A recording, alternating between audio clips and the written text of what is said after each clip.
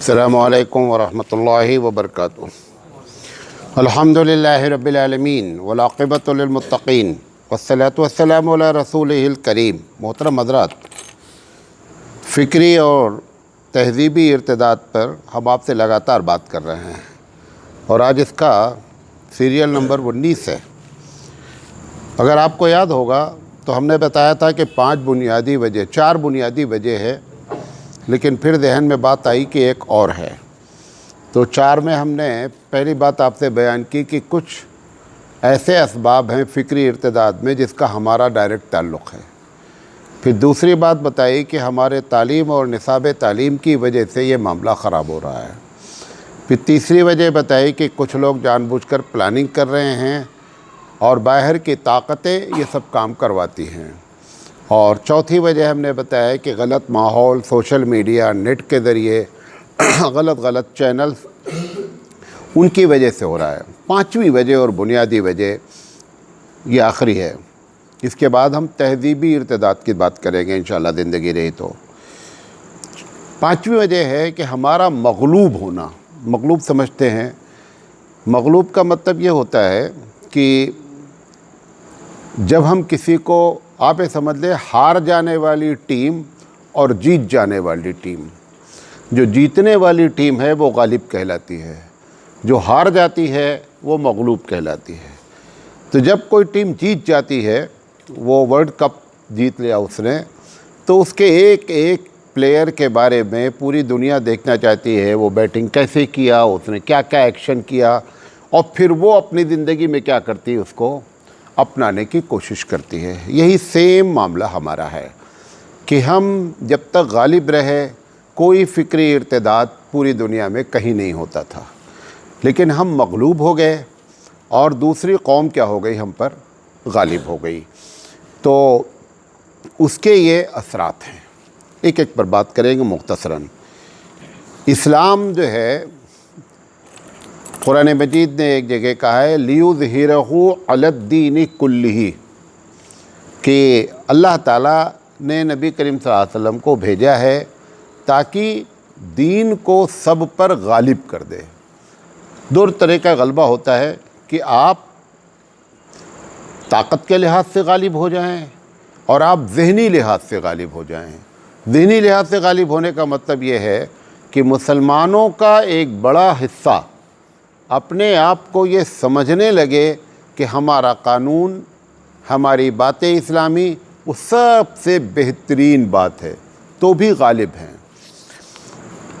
अब जो गलबा इस्लाम चाहता था, इस्लाम का गलबा हुआ, दोनों लिहाज से हुआ।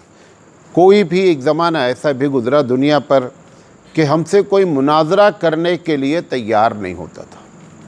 हम कहते थे जो आपको समझ में नहीं आ रहा, चलो बैठ के, जिसको आप कहते हैं टेबल टॉक, बैठ कर बात कर लेते हैं, तुम अपनी बात बताओ, हम अपनी बात बताएं, और फिर बात आवाम के समझ में आ जाएगा कि कौन सच कह रहा है, कौन गलत कह रहा है।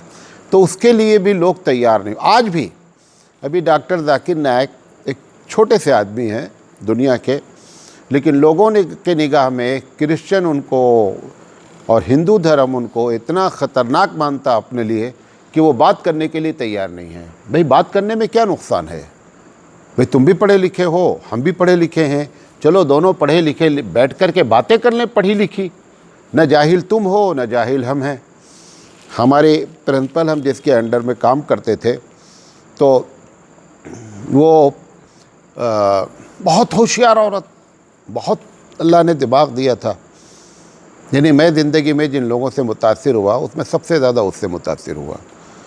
तो हम जब शुरू में गए, 91-92 की बात है, तो वो चलते फिरते इस्लाम पर, मुसलमानों पर, क्योंकि प्रिंसिपल थी वो, तो वो कमेंट करती रहती। तो एक दिन मैंने उनसे कहा, देखो प्रिंसिपल साहिबा, ऐसा है कि रोज़ की जुमलेबाजी अच्छी नहीं है।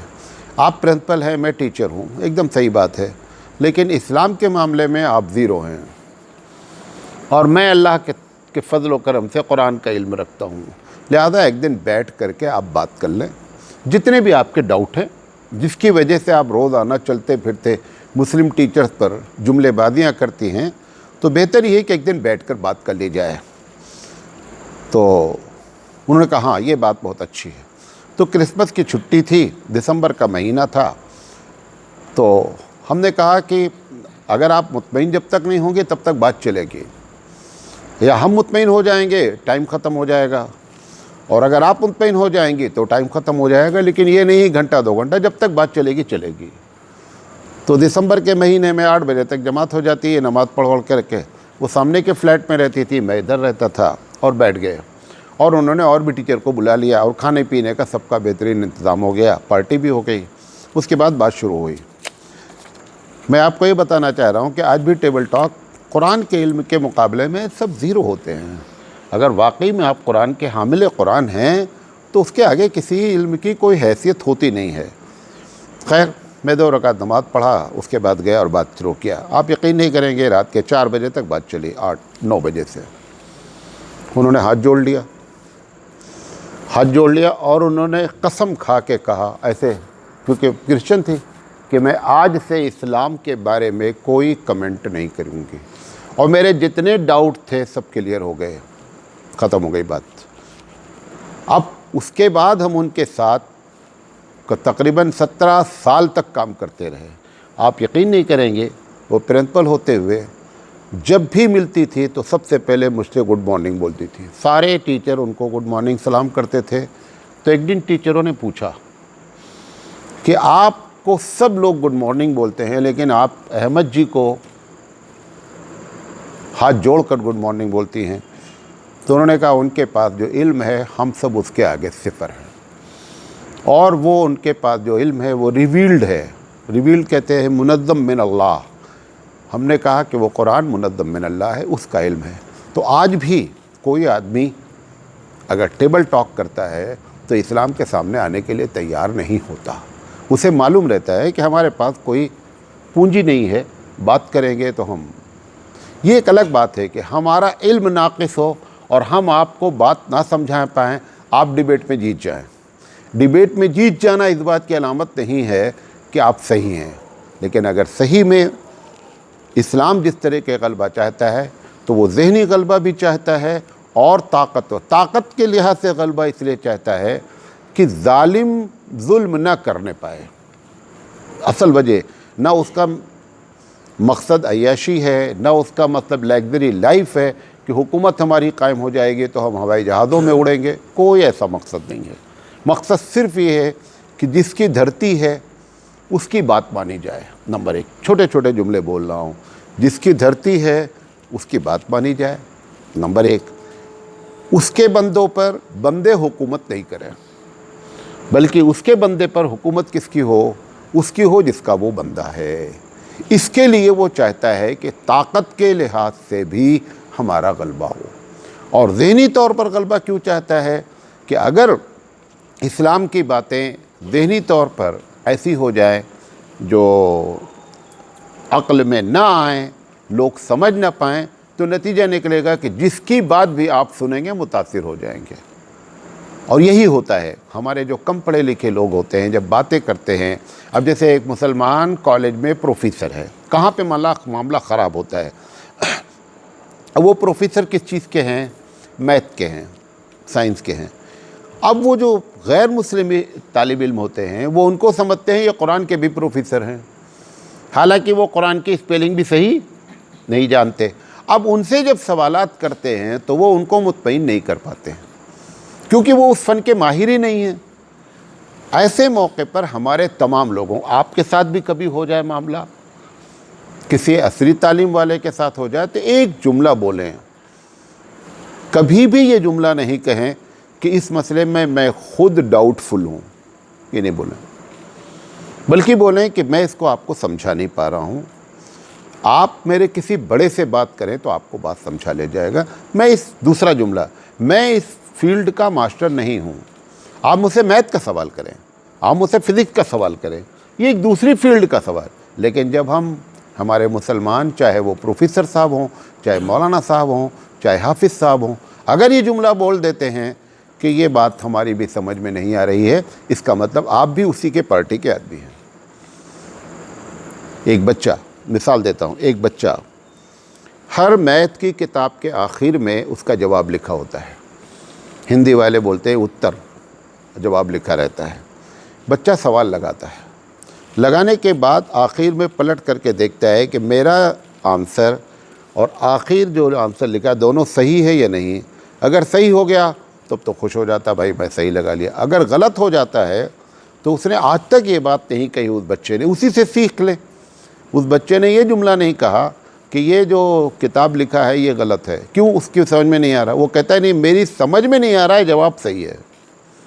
کیا بولتا ہے؟ میری عقل میں نہیں آ رہی ہے بات، لیکن جواب کیا ہے وہ صحیح ہے۔ یہی بات آپ کو بھی بولنا چاہیے۔ فکری ارتداد کو یہاں پر کنٹرول کیا جا سکتا ہے۔ آپ سے سوال کیا گیا کسی بارے میں، آپ جواب دے سکتے ہیں تو دیں، نہیں دے سکتے تو آپ بتا دیں بات تو صحیح وہی ہے جو اللہ رسول نے کہی ہے۔ یہ ایک الگ بات ہے کہ میں سمجھ نہیں پا رہا ہوں اور سمجھا نہیں پا رہا ہوں، لیکن یہ جملہ قطعی نہیں بولیں زندگی میں کہ جو آپ کہہ رہے ہیں میں اس کے بارے میں خود کنفیوز ہوں۔ اس طالب علم سے سبق لیں جو محنت کر کے آخر میں آنسر دیکھ کر کے جواب کیا دے دیتا ہے، جواب صحیح ہے مجھے سمجھ میں نہیں آ رہا ہے۔ بات میری سمجھے؟ تو اسلام جو غلبہ چاہتا ہے وہ غلبے کی بنیادی وجہ یہ ہے کہ بندے کو ارتدادی فکر سے، اسلام کے میں کنفیوز کرنے سے بچایا جا سکے۔ اچھا، اب سوال یہ ہے کہ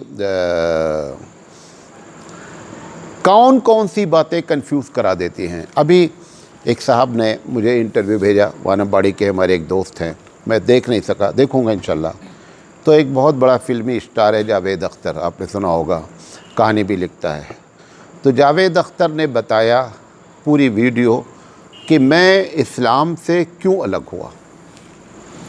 اس نے اپنی بات بتائی، 1 گھنٹے کا انٹرویو ہے، ابھی میں نے دیکھا نہیں کیا کہا۔ اب وہ صاحب جو ہمارے دوست ہیں انہوں نے بھیجا، ہم نے کہا دیکھیے آپ یا تو اسے بتا دیں، کیونکہ میرے پاس دن بھر میں ایسے ویڈیو، میں کتنا کہ 1 گھنٹہ ویڈیو دیکھوں گا، تم بولو 30 منٹ کا ویڈیو سن کر بتاؤ مولانا صحیح کیا ہے۔ تو میں نے کہا آپ بتا دیں کہ ان کے اعتراضات کیا ہیں۔ تو ایک جملے میں انہوں نے بتایا کہ اس میں جو مین بات کہی گئی ہے وہ یہ کہی گئی ہے، تو وہ ارتداد کی وجہ ہوئی۔ یہ کہا گیا ہے کہ انسان کو اللہ تعالیٰ نے عقل دے دیا ہے، اب لہذا اس کو مزید کسی دوسرے سے عقل لینے کی ضرورت نہیں ہے، خود وہ فیصلہ کرے گا کہ کیا اچھا ہے اور کیا برا ہے۔ لہذا دین کی اور نبی کی اس میں کوئی ضرورت نہیں ہے، جو آپ کی سمجھ میں آتا ہے آپ کریں، کیونکہ اسی لیے آپ کو کیا دی گئی ہے؟ عقل دی گئی ہے۔ یہ اس نے بات کی۔ تو پتہ کیا چلا کہ جو بات سمجھانے کی ہے جس سے ہم فکری ارتداد سے کنٹرول کر سکتے ہیں وہ 4 باتیں ہیں۔ کتنی باتیں ہیں؟ 4 باتیں۔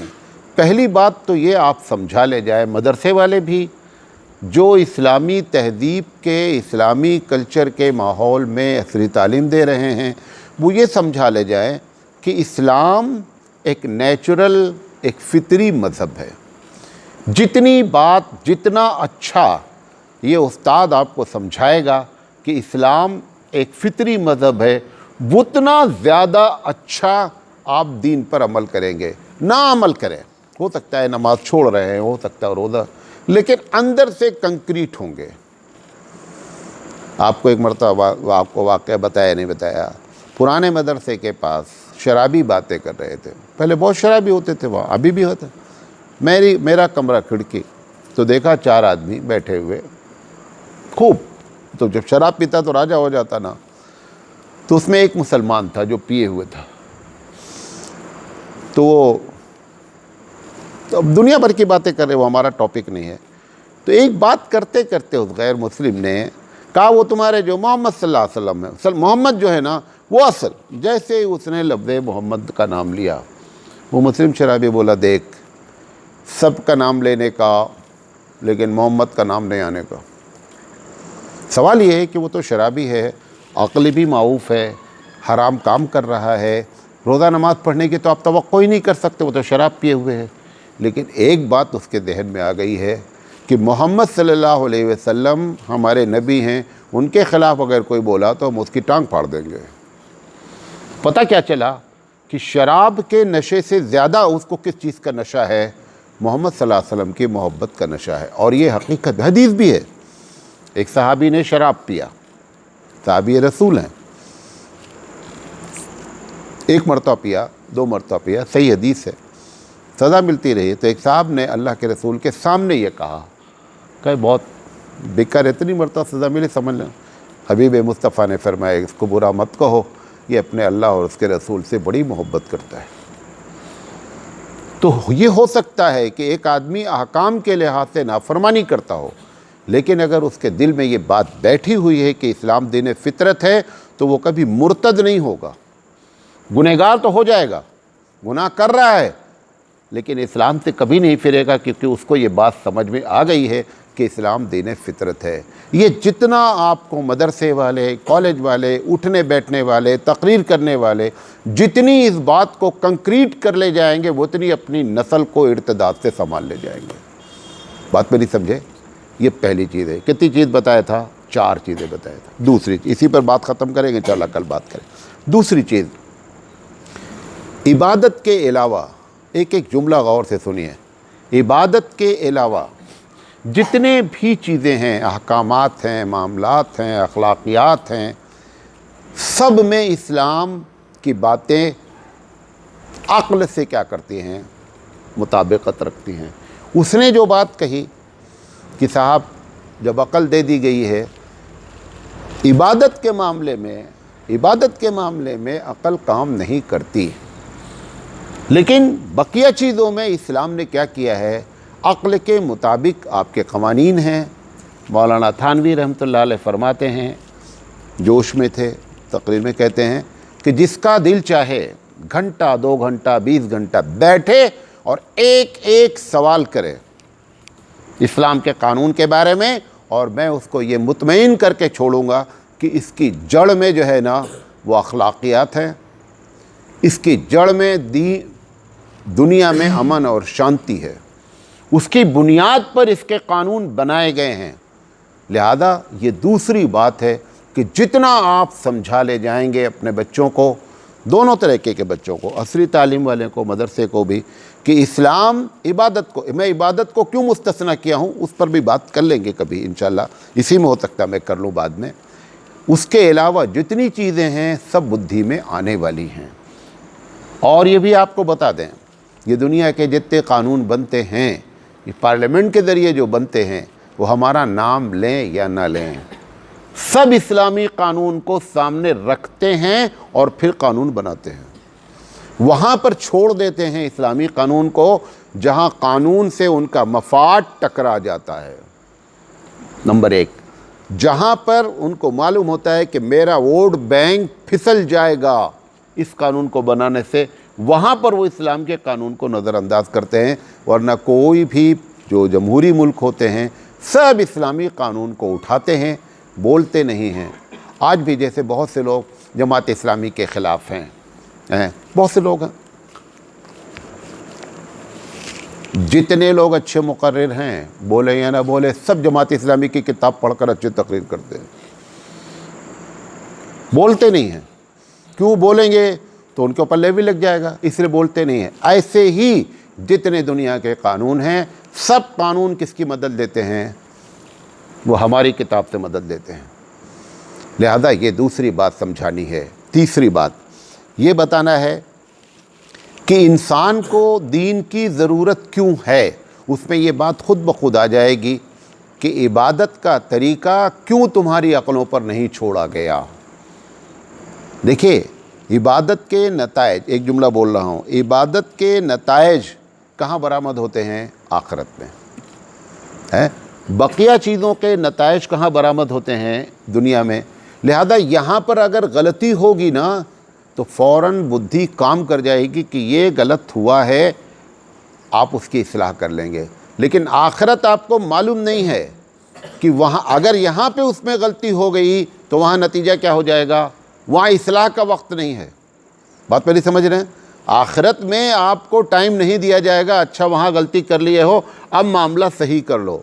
जैसे जब तालिब इल्म से नोटबुक छीन ली गई आंसर शीट इम्तिहान की, अब दोबारा नहीं दी जाएगी। आपको कितना अच्छा भी आंसर जवाब मालूम हो गया फिर भी नहीं दी जाएगी, क्योंकि जो वक्त दिया गया था वो मुतय्यन हो गया। अब रिज़ल्ट ही आना है, या ख़राब आना है या अच्छा आना है। ऐसे ही इंसान को ये बताना है कि दीन की बुनियादी ज़रूरत क्यों है اور چوتھی چیز یہ بتانا ہے کہ انبیاء کی ضرورت کیوں ہے۔ یہ 4 باتیں جب آپ کنکریٹ کریں گے تب ہم اپنی نسلوں کو فکری ارتداد سے بچا پائیں گے۔ بات یہاں تک سمجھ میں آئی؟ انشاءاللہ زندگی رہی تو کل بات کریں گے۔ اللہ تعالیٰ سے دعا ہے کہ اللہ تعالیٰ کہنے سے زیادہ عمل کرنے کی توفیق عطا فرمائے۔ وآخر دعوانا ان الحمدللہ رب العالمین۔